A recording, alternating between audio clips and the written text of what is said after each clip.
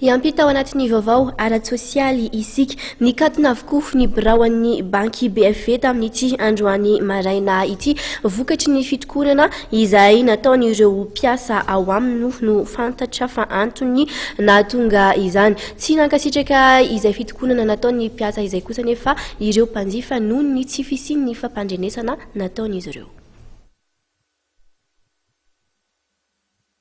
Tsy nankasitraka ny fikatonana tsy misy fampandrenesana izay nataon'ny biraon'ny banky BFV ny tamin'ny androany ireo mpanjifa izay tokony karakara taratasy na fakana vola. Efa nanomboka ora maro hoy ireo mpanjifa no efa teny an-toerana izy ireo ary nikasany iona sy fanazava tamin'ireo tompony andraikitra ao amin'ny banky saingy tsy nahazo valiteny izy ireo fa nilaza ireo mpiasan'ny banky BFV fa mitokona izy ireo.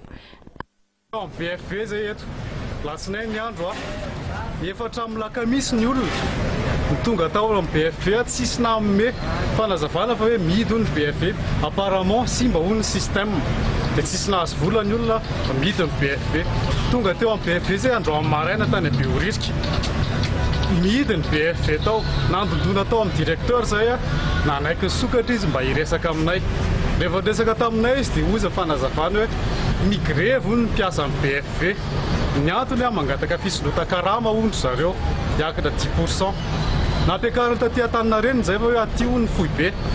niakatra taty zay mba azo fanazavana tsisy fanazavana mihitsy azonay tsisy responsable tonga teto mba ame fanazavana anay fa maninona ny volanay